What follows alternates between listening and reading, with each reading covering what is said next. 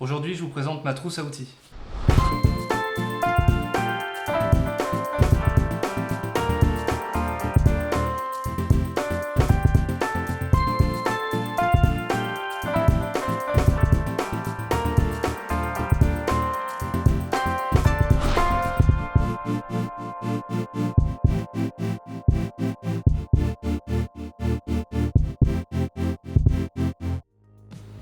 Alors on va commencer avec la pince à couper le fil. Comme son nom l'indique, ça permet de couper le fil de ligature, alors que ce soit aluminium ou cuivre. Alors c'est vrai que pour ce diamètre, vous allez être limité à des tailles de, on va dire, 3-4 mm maximum. Après, il faudra passer sur des pinces un peu plus grosses. Par exemple avec celle-ci. Voilà. Avec celle-ci, on peut couper en plusieurs fois voilà, des gros diamètres. Mais c'est mieux d'utiliser ce genre de pince plutôt que de forcer sur cette petite pince. Alors ensuite, on a les fameux ciseaux. Donc là, ça permet de faire la taille, hein, tout simplement, couper des petites branches, des petits rameaux et des feuilles. Il a une forme extrêmement fine. Ça permet en fait vraiment de rentrer facilement dans l'arbre et d'atteindre des petites branches sans devoir rentrer la main beaucoup plus loin. C'est peut-être l'outil le plus utilisé en fait, hein, dans le monde du bonsaï. Ensuite, on a les gros ciseaux, donc cela, ça permet de couper notamment les racines quand on fait un repotage, hein, on tient l'arbre, et puis on coupe en fait les racines par le bas. C'est très pratique. Là, on a une pince ronde, donc comme on le voit en fait, hein, la forme des dents est ronde. On l'appelle pince ronde et également pince à creuser parce que ça permet vraiment de creuser quand on a une coupe. Ça permet vraiment de creuser à l'intérieur pour faire une cicatrice qui va se refermer. Il va y avoir un creux là où la branche a été retirée et la cicatrisation va se faire au fur et à mesure par-dessus. Alors ensuite on a ce qu'on appelle la pince à jean.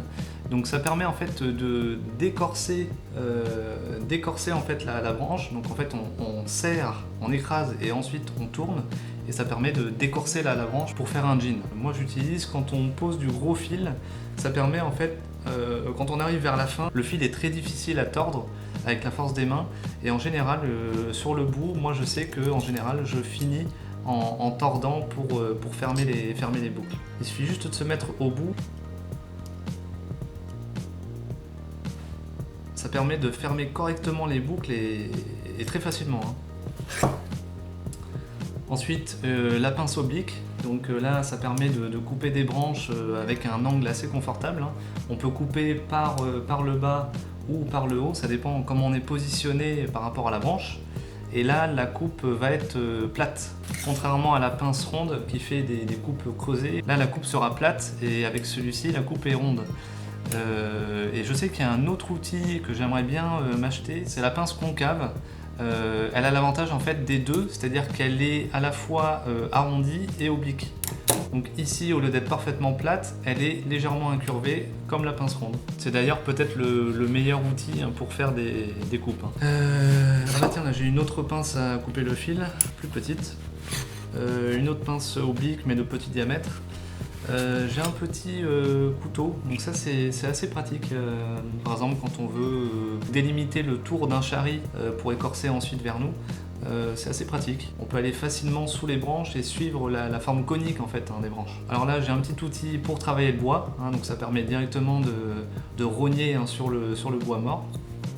Ensuite, un outil 2 en 1, donc une griffe d'un côté pour travailler les racines pendant les rempotages, et puis une petite pince hein, pour récupérer des choses assez facilement, par exemple les feuilles mortes en automne. Et on finit avec les 2 petites baguettes de rempotage, donc elles n'ont rien de spécial, hein. Vous pouvez utiliser n'importe quelle baguette ou en récupérer si vous faites un restaurant asiatique. Ça permet de tasser le substrat pour éviter les poches d'air. Alors j'ai un dernier outil qui ne rentre pas dans cette trousse, c'est une pince à fendre.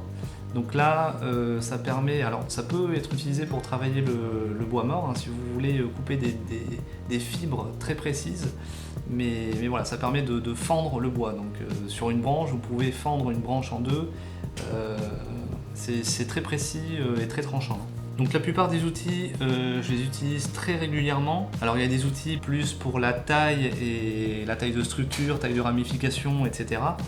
des outils plus pour le rempotage, avec par exemple les gros ciseaux et puis les baguettes chinoises.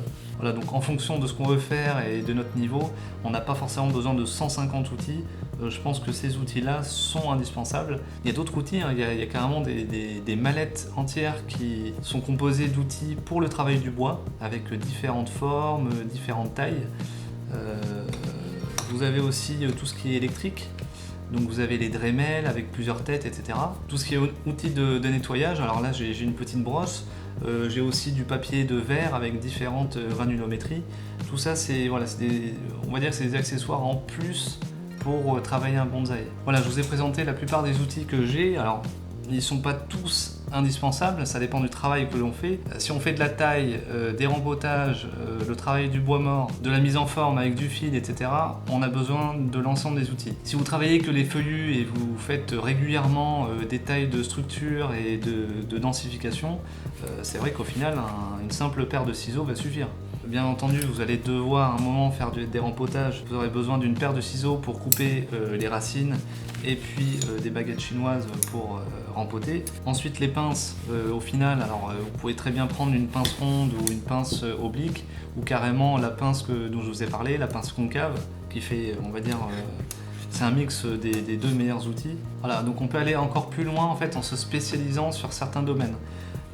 Par exemple, j'ai vu qu'il y avait des trousses à outils spécialisées sur le travail du bois mort. Donc en fait, il y a plein d'outils avec plusieurs têtes, avec des largeurs différentes, vraiment pour faire du travail très précis sur le bois mort, en fonction de ce qu'on veut faire, si on veut creuser, si on veut faire des rainures plus ou moins fines, etc. Alors au niveau des outils, c'est vrai qu'il y a plusieurs qualités, ça peut vite devenir très onéreux. Il y a des kits qui sont vendus sur internet avec quelques exemples d'outils. Il y a la plupart des outils dont on a besoin.